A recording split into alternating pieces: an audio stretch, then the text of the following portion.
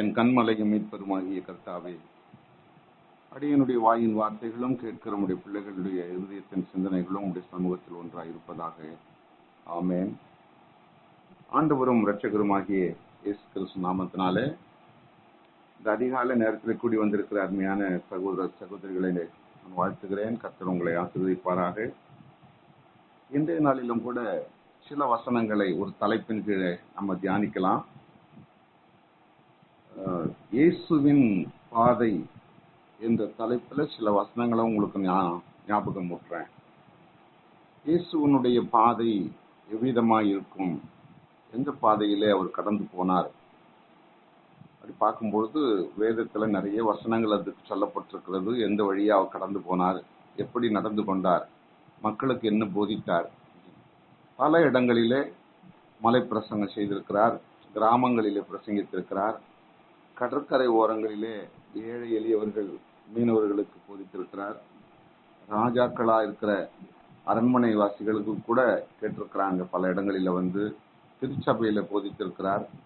இப்படி பல சூழலிலே அவர் தெய்வ வசனத்தை, ராஜ்யத்துக்குரிய வசனத்தை அவர் போதனை செய்தாலும் கூட ஒரு குறிப்பிட்ட இடத்துல நம்ம பார்க்கிறோம். மார்க்கு சுவிசேஷ புத்தகம் 11வது அதிகாரம், அதுல முதல் வசனத்திலிருந்து வாசித்து வந்தோம்னா, ஒலிவ மலைக்கு அருகான பெத்பகே பெத்தானியா என்னும் ஊர்களுக்கு அவர் வந்தபோது ஒரு சம்பவத்தை சொல்லி அங்க செய்ய வைக்கிறார். என்னன்னா, நீங்க எதிரில் போங்க, அங்க ஒரு வீட்டுக்கு அருகில ஒரு கழுதை குட்டி கட்டியிருக்கோம், அதை அவிழ்த்துக்கிட்டு வாங்க, யாராவது கேட்டா இது ஆண்டவருக்கு வேண்டும் என்று சொல்லுங்க அப்படின்னு சொல்லி சில போதனைகள்லாம் அவங்களுக்கு சொல்லி அனுப்புறாரு. அதே போல அவங்க போயிட்டு அந்த கழுதை குட்டியை கொண்டு வராங்க. அதுல குறிப்பா 7-8 வசனங்களை வாசிக்கிற போது, அவர்கள் அந்த குட்டியை இயேசுவினிடத்தில் கொண்டு வந்து அதன் மேல் தங்கள் வஸ்திரங்களை போட்டார்கள், அவர் அதன் மேல் ஏறி போனார். அதுதான் ரொம்ப முக்கியம். ஒரு கழுதை குட்டி மீது அவர்கள், அந்த சீஷர்களும் திரளான மக்களும், முன்னடப்பாரும் பின்னடப்பாரும் ஏராளமான மக்கள் அவரை சூழ்ந்திருக்க, அந்த பாதை, அவர் கடந்து போற பாதை,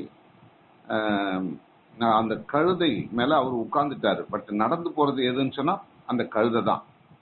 இப்ப அந்த கழுதை நடந்து போகிற பொழுது அங்கே சொல்லப்பட்டிருக்கிறது, அதன் மேல் தங்கள் வஸ்திரங்களை போட்டவர்கள், அதாவது கழுதையின் மேல் வஸ்திரங்களை போட்டவர்கள் அநேகர் தங்கள் வஸ்திரங்களை வழியிலே விரித்தார்கள். அந்த பாதையிலே விரிக்கிறாங்க. அது மட்டும் இல்ல, வேறு சிலர் மரைக்கலைகளை தரித்து வழியிலே பரப்பினார்கள். அதன் பிறகு முன்னடப்பாரும் பின்னடப்பாரும் ஓசன்னா கர்த்தரின் நாமத்தினால் வருகிறவர் ஸ்தோத்திரிக்கப்பட்டவர் என்று சொல்லி அவருடைய அந்த பாதையிலே அந்த கழுதையின் மீது அமர்ந்து கடந்து போகிற பொழுது மிகுந்த ஆரவாரத்தோடு முன்னடப்பாரும் பின்னடப்பாரும் மக்கள் ஆர்ப்பரிப்போடு ஓசன்னா என்று புகழ்ந்து பாடி ஆண்டவரை மகிமைப்படுத்துகிறதை இந்த வசனத்தின் மூலமா நம்ம அறிந்து கொள்ளுகிறோம். இதனுடைய உள்ளான அர்த்தம் என்னன்னா, ஒரு தேசத்தினுடைய ராஜா, நீங்க நிறைய அந்த பழைய ஏற்பாட்டின் காலத்துல வாசித்திருப்பீங்க, ஒரு தேசத்தினுடைய ராஜா அவரு அந்த அரண்மனைக்கு வருகிற பொழுது, அதாவது அவர் அந்த அபிஷேகத்தினாலே ஒரு ராஜாவாக அங்கீகரிக்கப்பட்டு அவர் அரண்மனைக்கு வரும் பொழுது இதே போலதான் முன்னடப்பாரும் பின்னடப்பாரும் அந்த ராஜாவுக்கு வஸ்திரங்களை கீழே விரித்து அந்த ராஜா அதிலே நடந்து வரும்படி செய்வாங்க. இப்போ இன்றைக்கு காலத்துல கூட பாத்தீங்கன்னா, நிறைய முதலமைச்சரோ இல்ல மந்திரிமார்களோ இல்ல திருச்சபையில பேராயரும், பிஷப்னு சொல்லுவாங்க, அவங்கெல்லாம் ஆலயத்துல வரும்பொழுது, ஒரு ஃபங்க்ஷனுக்கு வரும்பொழுது அங்கே ரெட்டு கம்பளம், அதாவது சிவப்பு கம்பளம் விரித்து அதில் நடந்து வரும்படி செய்வாங்க. இல்ல சிவப்பு கம்பளம் இல்லைன்னு சொன்னா சாதாரண கம்பளத்தை போட்டு அது மேல பூக்களை தூவி அதுல நடந்து வர சொல்லுவாங்க. காரணம் என்னன்னா, அவரை கனப்படுத்துறதுக்காக. என் ஆண்டவராக இயேசு கிறிஸ்து கூட அவர் காடு மேடு எல்லா இடத்துலயும் அவர் சுற்றி திரிந்தார். அரண்மனையில பிறக்கல, இது நமக்கு எல்லாம் தெரியும். அப்படிப்பட்டவருக்கு அந்த அவருடைய பாதை எப்படி பண்றாங்கன்னா, மரக்கிளைகளை வெட்டி தழை அந்த இலையெல்லாம் அங்க போடுறாங்க, அவருக்கு வஸ்திரங்களை அந்த பாதையில விரிக்கிறாங்க. அதுலதான் அவரை சுமந்துகிட்டு போற கழுதை நடந்து போகுது. அப்போ அவருடைய பாதையை செவ்வைப்படுத்தி கொடுக்கறாங்க, கனப்படுத்தி கொடுக்கறாங்க. அதுதான் ஆண்டவர் கடந்து போகிற பாதையா இருந்தது. இந்த பாதை வேத வசனங்கள்ல ஏராளமான இடத்துல நிறைய சொல்லப்பட்டிருக்கிறது அவர் எப்படி கடந்து போனார் என்று. குறிப்பாக சில வசனங்களை சொல்லும்போது பேதுரு அவருடைய புத்தகத்தில் எழுதுறார். அந்த நிருப பாடங்களில் எழுதும் பொழுது 1 பேதுரு 2வது அதிகாரம் 21வது வசனத்துல வாசிக்கிறோம் பாருங்க. நீங்கள் அழைக்கப்பட்டும் இருக்கிறீர்கள், ஏனெனில் கிறிஸ்துவும் உங்களுக்காக பாடுபட்டு நீங்கள் அவருடைய அடிச்சுவடுகளை தொடர்ந்து வரும்படி மாதிரியை பின்வைத்து போனார். அவருடைய அடிச்சுவடுன்னு சொன்னா உங்களுக்கு தெரியும். அவர் நடந்து போற அந்த கால் அடி, அந்த பாதம் எங்க படுதோ அதனுடைய அந்த அவருடைய பாதம் பட்ட இடம் நமக்கு தெரியும். இப்ப தரையில நடந்தா தெரியாது. ஒருவேளை தரையில ஈரக்காலோட நடந்தா அந்த கால் பாதம் தெரியும். மணல்ல நடந்து போகும்போது நல்லாவே தெரியும் எல்லாருடைய பாதம். அது போல ஆண்டவர் நடந்து போகிற அந்த பாதம் பட்ட இடம் தான் அடிச்சுவடுன்னு சொல்லுவாங்க. அந்த அடிச்சுவடை நம்ம பின்பற்றி நடக்க வேண்டும் என்று சொல்லி இங்க பேதுரு எழுதும் பொழுது யாருடைய அடிச்சுவடு? ஆண்டவராகிய இயேசு கிறிஸ்து இந்த பூமியிலே சுற்றித்திருந்த அவருடைய பாதம் பட்ட இடம் எப்படிலாம் கடந்து போனாரோ, எவ்வகையெல்லாம் அவர் பேசினாரோ, எவ்விதமான அறிவுரை சொன்னாரோ, அவர் எதை குறித்து சொன்னாரோ அதை நம்ம பின்பற்றி இந்த பூமியிலே நடக்க வேண்டும் என்று இங்க பேதுரு அப்போஸ்தலன் எழுதுகிறார். அப்போ நீங்களும் நானும் இன்றைக்கு இந்த அதிகால நேரத்தில் கூடி வந்து செவிப்பதனுடைய நோக்கம் என்ன? அவருடைய அடிச்சுவடுகளை நாம் பின்பற்றி நடக்க வேண்டும்.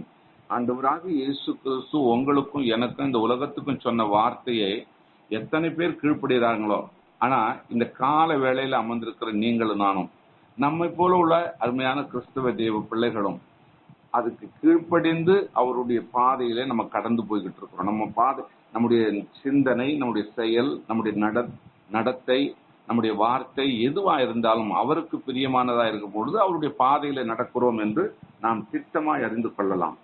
நீதிமொழிகளில பழைய ஏற்பாட்டில் எழுதும்போது சொல்றார் 12:28 நீதியின் பாதையில் ஜீவன் உண்டு, அந்த பாதையில் மரணம் இல்லை. அதுதான் ரொம்ப முக்கியம்.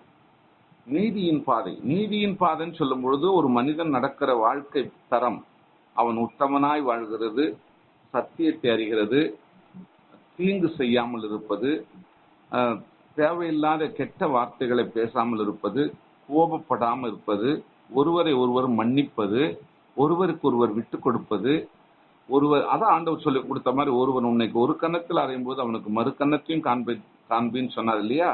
ஒரு வஸ்திரத்தை கேட்டால் அவனுக்கு 2 வஸ்திரம் கொடுனார் சொல்லியா? 1 மைல் தூரம் உன்னை நடக்க சொன்னா 2 மைல் தூரம் அவன் கூட போப்பான்னு சொன்னார் இல்லையா? இதையெல்லாம் யார் பின்பற்றி நடக்கிறோமோ அவங்கதான் உத்தமர்கள் சொல்லப்படுகிறது. அதுதான் நீதியின் பாதை. அந்த நீதியா நீ நடந்து போகிற பாதையில ஜீவன் இருக்கிறது. உம்முடைய ஜீவன், என்னுடைய ஜீவன் இருக்கிறது. அந்த பாதையில மரணம் இல்லை. ஜீவன் அங்க எப்படி இருக்குது அப்படின்னு நம்ம விவரித்து சொல்றதுன்னா எப்படி சொல்லலாம்னா, அந்த பாதை நேர நம்ம ஜீவ வழிக்கு எடுத்து போவோம், பரலோகத்துக்கு எடுத்துக்கொண்டு போகும். அங்க மரணம் கிடையாது, இருள் கிடையாது, சூரியன் கிடையாது, சந்திரன் கிடையாது. அப்படிப்பட்ட இடத்துக்கு நம்மளை கொண்டு போகணும்னு சொன்னா இந்த பூமியில நம்ம நீதியின் பாதையில கடந்து போக வேண்டும் என்று சாலமோன் ராஜா நமக்கு தெளிவுபடுத்துகிறார்.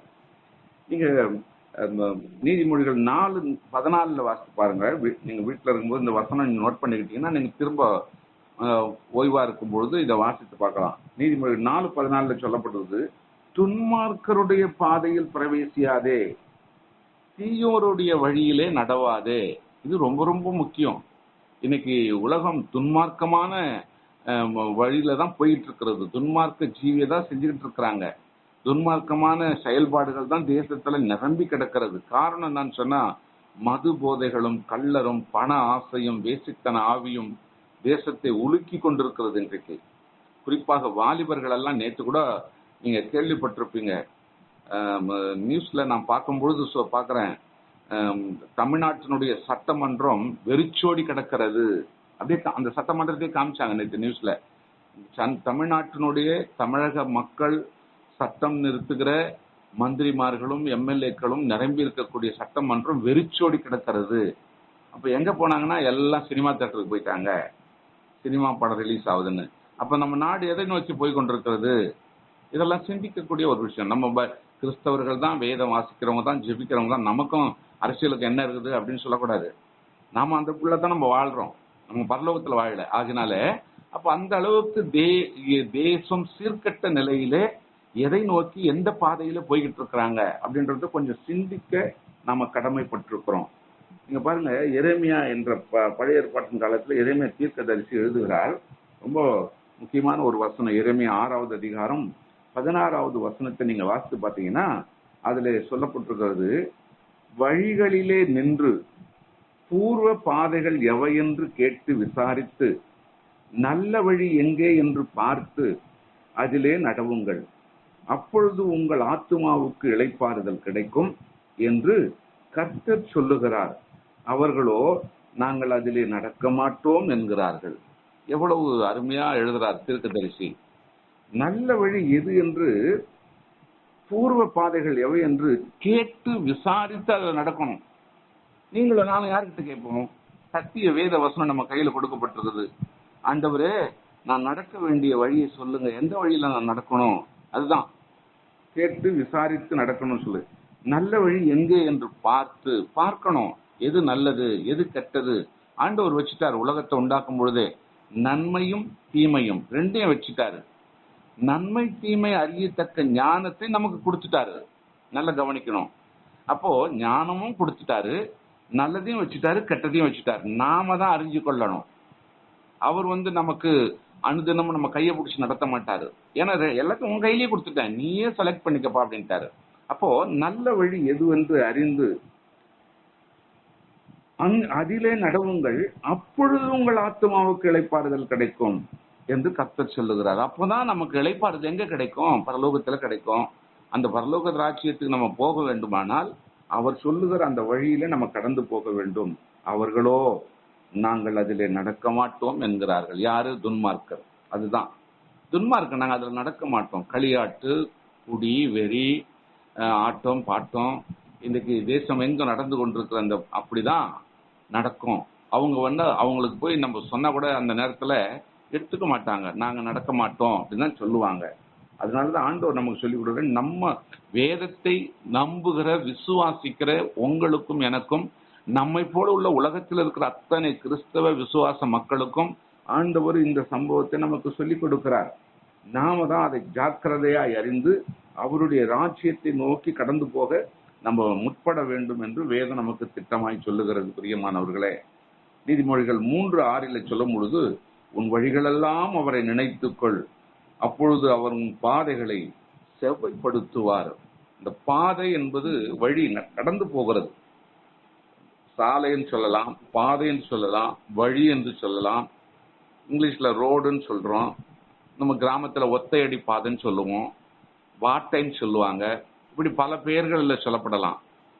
அந்த வழி, அந்த பாதை நமக்கு எப்படி இருக்க வேண்டும்னு சொல்லி வேதத்தில் தெளிவா சொல்லப்பட்டிருக்கிறது. உன் வழிகளெல்லாம் அவரை நினைத்துக்கொள், அப்பொழுது அவர் உன் பாதைகளை செவைப்படுத்துவார், நமக்கு சீர் செய்து கொடுப்பார். ஒருவேளை தவறுதலா கவனக்குறைவினால பாதை தவறி வேறு ஒரு பாதையில, தவறான பாதையில கூட நம்ம கடந்து போயிட்டோம் சொன்னா, அதாவது என் நண்பர் சொன்னாரு, நான் ஒரே ஒரு நாள் சிகரெட் பிடிச்சேன், என் நண்பர் கட்டாயப்படுத்தி சும்மா ஒரே ஒரு அரை டம்ளர் அரை கிளாஸ் கொஞ்சம் குடிச்சிட்டுன்னு சொன்னாரு, நானும் ஒரு சந்தோஷத்துல குடிச்சிட்டேன். இப்படி நிறைய பேர் சொல்ல கேள்விப்பட்டிருக்கிறோம் சாட்சி சொல்லும் பொழுது. இப்படி சின்ன சின்ன சின்ன சின்ன காரியங்கள் நம்ம செய்து விட்டாலும், ஐயோ நம்ம தவறிட்டோமே என்ற எண்ணத்தோடு மீண்டும் அதுல இருந்து வெளியே வர வேண்டும்னா அங்க ஆண்டவர் சொல்றது அதுதான். நீங்க போயிட்ட வழியில என்ன நினைத்துக் கொள்ளுங்க, ஆண்டவராக இயேசு கிறிஸ்துவை நினைத்துக் கொள்ளுங்க, அப்பொழுது அவர் உன் பாதைகளை செவ்வாய்ப்படுத்துவார், மீண்டும் உன்னை அதுல இருந்து விலக்கி சரியான பாதையில உங்களை நடத்துவாரு அப்படின்னு சொல்லி கொடுக்கிறாரு. நிறைய பேர் நம்ம இந்த குரூப்ல இருக்கிறவங்க எல்லாம், எனக்கு எந்த கஷ்டமே இல்லப்பா, நான் ரொம்ப ஹாப்பியா இருக்கிறேன் அப்படின்னு சொல்ல முடியுமா? யாரும் சொல்ல முடியாது. கோடி கோடியா குவித்து வைத்திருக்கிற பணக்காரர்களும் சொல்ல முடியாது. அனுதின அன்றாட கஞ்சிக்கு உதவி கஷ்டப்படுகிற மக்களும் சொல்ல முடியாது. ஆக ஒவ்வொரு மனிதனுக்கும் வெவ்வேறான விதத்தில ஏதாவது ஒரு ப்ராப்ளம், ஒரு கஷ்டம் இருக்கத்தான் செய்யும். அப்படிப்பட்ட நிலையில எல்லா நிலையிலும் இந்த ஆண்டவரை சரியான விதத்துல பற்றி கொண்டு அவர் பாதையில கடந்து போகிற பொழுது நிச்சயமா நம்முடைய பாதை செவ்வைப்படுத்தப்படும் என்பதில் சந்தேகம் இல்லை. சங்கீதக்காரர் எழுதுகிறார், நல்ல அழகா நமக்கு அடிக்கடி வாசிக்கிற ஒரு வசனம் சங்கீதம் 119, 105 சொல்லும்போது சொல்றாரு, உம்முடைய வசனம் என் கால்களுக்கு தீபமும் என் பாதைக்கு வெளிச்சமா இருக்கிறது. அவருடைய வசனம். ஒருவேளை எனக்கு வசனமே தெரியாது ஐயா, நான் எப்படி வசனத்தை சொல்லி ஆண்டவரை தேடுறது? அப்ப எப்படி என் பாதை எனக்கு சரியா கிடைக்கும், வெளிச்சமா இருக்கும் அப்படின்னு சொல்லலாம். நம்ம வசனம் எத்தனை முறை நம்ம படிக்கலனாலும், ஒருவேளை எனக்கு படிக்க தெரியாது என்று சொல்லக்கூடியவர்களா இருந்தாலும், இந்த மாதிரி இப்ப நான் பேசிட்டு இருக்கிறது போல எத்தனையோ தேவ பிள்ளைகள் உங்களுக்கு வாரந்தோறும் சொல்லி கொடுத்துட்டு இருக்கிறாங்க, பேசுறாங்க, நிறைய ஆலோசனை சொல்றாங்க இல்லையா? அதை நம்ம காதுல கேட்கிறோம். நம்ம திருச்சபைக்கு போகும்போது அங்க பேசுறதை கேட்கிறோம், அல்லது நம்ம நண்பர்கள் மத்தியில ஒருவருக்கு ஒருவர் சத்தியத்தை பகிர்ந்து கொள்ளும் போது கேட்கிறோம். இப்படி கேட்ட வசனங்களை நம்முடைய இருதயத்திலே நம்ம வைத்துக் கொள்ளுகிற பொழுது, நம்ம இருளான ஒரு சூழல், நம்ம வாழ்க்கையில ஒரு இருள் சூழ்ந்து விட்ட ஒரு நேரம் வந்துட்டது. அந்த நேரத்துல, ஆண்டவரே உங்களுடைய வசனத்தை அனுப்பி என்னை தேற்றுங்கப்பா, இந்த மாதிரி நீங்க வேதத்துல சொல்லியிருக்கிறீங்களே, அது எனக்கு செய்யுங்க அப்படின்னு சொல்லி அந்த வசனத்தை நினைவு கூர்ந்து சொல்லுகிற பொழுது, அதுதான் சொல்றது, உங்களுடைய வசனம் என் கால்களுக்கு தீபமும் என் பாதைக்கு வெளிச்சமா இருக்கிறது. அந்த வசனத்தை நம்ம நினைவு கூர்ந்து சொல்லும் பொழுது, நம்முடைய பாதை இருளா இருந்தா கூட அது வெளிச்சமாய் மாற்றி கொடுக்க தேவன் வல்லவராயிருக்கிறார். அதுதான் குழந்தைகள் கூட சொல்லக்கூடிய 23ஆம் சங்கீதத்துல 4வது வசனம், நான் மரண இருளின் பள்ளத்தாக்கிலே நடந்தாலும் நான் பொல்லாப்புக்கு பயப்படேன். எவ்வளவு அழகா சொல்லுது. நான் மரண இருள், அது ரொம்ப கடினமான ஒரு நிலைப்பாடு. இப்ப மருத்துவமனையில ஒருத்தர் உயிருக்கு போராடிக்கிட்டு இருக்கிறாங்க, ஏதோ ஒரு சம்பவம், ஏதோ ஒரு வியாதி, உயிருக்கு போராடிக்கிட்டு அந்த மரண விளிம்புன்னு சொல்லுவாங்க பாத்தீங்களா, அந்த விளிம்புல நிற்கும் பொழுது எத்தனையோ பேர் ஜெபம் பண்ணுவாங்க, அவங்களுக்கு ஆலோசனை சொல்லுவாங்க, பயப்படாதீங்கன்னு சொல்லுவாங்க. என்ன வியாதியா இருந்தாலும் சரி, விபத்தா இருந்தாலும் சரி, என்ன கொடுமையான காரியமா இருந்தாலும் சரி, அப்படிப்பட்ட நிலையில அந்த வாழ்க்கை எப்படி ஆயிடுச்சு? இருள் சூழ்ந்த நிலை. ஒரு இருட்டிலே எது வலதுபுறம் எது இடதுபுறம் என்று கூட தெரியாத அளவுக்கு இருள் சூழ்ந்த அந்த வாழ்க்கையில தேவன் வெளிச்சத்தை வேணும்னு சொன்னா, அப்போ அந்த மரண இருளின் பள்ளத்தாக்கிலே நடந்தாலும் பொல்லாப்புக்கு பயப்படேன் என்ற அந்த சங்கீதக்காரர் எழுதின வசனத்தினுடைய அர்த்தம் என்னன்னா, எனக்குள்ள வசனம் இருக்கிறது, அந்த நம்பிக்கை இருக்கிறது, விசுவாசம் இருக்கிறது, நான் மரித்தாலும் பரலோகத்துல இருப்பேன் அப்படின்ற அந்த நம்பிக்கை உறுதியா இருக்கிறபடினால அவங்களுக்கு பொல்லாப்புக்கு அவங்க பயப்படவே மாட்டாங்க. எனக்கு எந்த பயம் இல்லை, எவ்வளவு பெரிய இருளான கஷ்டம் எனக்கு வந்தாலும், எவ்வளவு பெரிய விளிம்பு நிலையில இருந்தாலும் எனக்கு பயம் இல்லை. ஒண்ணு, இந்த பொல்லாத உலகத்தை விட்டு நான் நல்ல பரலோக ராஜ்யத்துக்கு நான் கடந்து போகிறேன்ற அந்த தைரியமும் அந்த மனப்பக்குவமும் அவங்களுக்கு வந்துடும். கடைசியா ஒரு வசனத்தை சொல்லி முடிக்கிறேன். ஏசாயா தீர்க்க தரிசன புஸ்தகத்துல ரொம்ப அழகா சொல்லப்பட்டிருக்கிறது பாருங்க. 35வது அதிகாரம் 8வது வசனத்துல சொல்லப்படுகிற பொழுது, ஏசாயா 35:8 வாசித்து பார்ப்போம் சொன்னா, அங்கே பெரும் பாதையான வழி இருக்கும், அது பரிசுத்த வழி எனப்படும், தீட்டுள்ளவன் அதிலே நடந்து வருவதில்லை, அந்த வழியில் நடக்கிறவர்கள் பேதையாயிருந்தாலும் திசை கெட்டு போவதில்லை. எவ்வளவு அழகா தீர்க்கர் எழுதுகிறார். அங்கே பெரும் பாதையான வழி இருக்கும். ஆனா வேதத்துல நம்ம வாசிக்கிற பொழுது பரலோகத்துக்கு போற வழி இடுக்கமா இருக்கும் என்றும், பாதாளத்துக்கு போகிற வழி அது பெரும் பாதையா இருக்கும் என்றும் சொல்லப்பட்டிருக்கிறது. அது எங்கன்னா இந்த உலக வாழ்வில, இந்த உலகத்துல வாழ்ந்து கொண்டிருக்கிற ஒவ்வொரு மனிதருக்கும், கிறிஸ்தவர்களும் கிறிஸ்தவ அல்லாதவர் யாரா இருந்தாலும், இன்னைக்கு தவறான செயல்பாடுகளுக்கு குற்றம் செய்கிறவர்களுக்கு தான், குற்றம் செய்யக்கூடிய அளவுக்கு இருக்கிற காரியத்துக்கு தான் மக்கள் திரளமா ஓடிட்டு இருக்காங்க. இப்போ கொஞ்ச நேரத்துக்கு முன்னாடி சொன்ன பார்த்தீங்களா, சட்டமன்றமே காலியா இருக்குது, எம்எல்ஏக்களும் மந்திரிகளும் அங்க உதவியாளர்களும் யாருமே இல்லாத வெறிச்சோடி கிடக்கிறது. அப்படி இதுவரைக்கும் நான் எனக்கு 70 வயசு ஆகுது, இதுவரைக்கும் சட்டமன்றம் இப்படி இருந்து நான் கேள்விப்பட்டதே இல்லை, யாரும் சொன்னதில்லை, நான் டிவிலையும் பார்த்ததில்லை, நேற்று தான் பார்த்தேன். எவ்வளவு வேதனையான ஒரு காரியம், மக்கள் எதை நோக்கி போயிட்டு இருக்காங்கன்னு.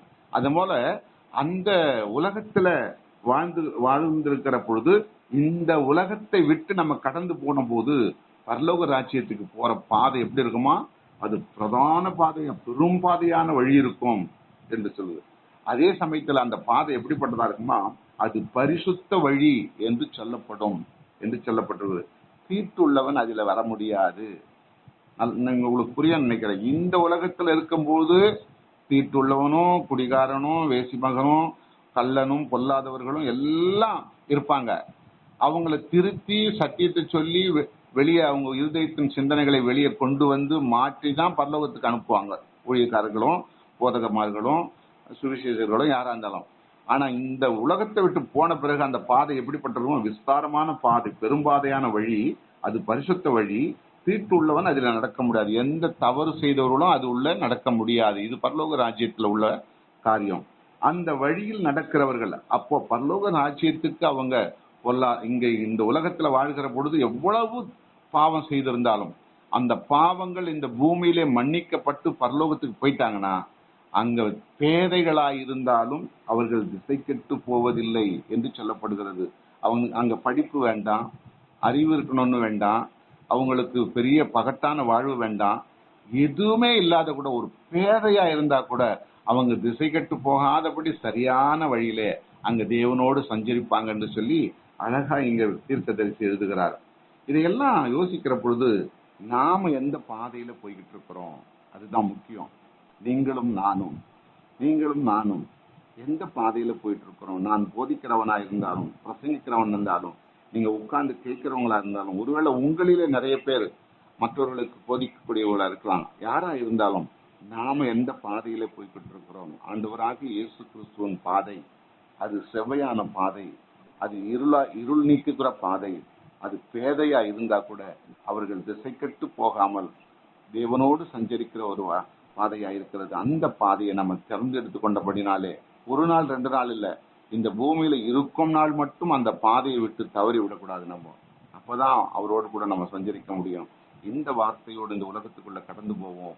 கர்த்தர் உங்களையும் என்னையும் ஆசீர்வதித்து தொடர்ந்து நடத்துவாராக. ஆமென்.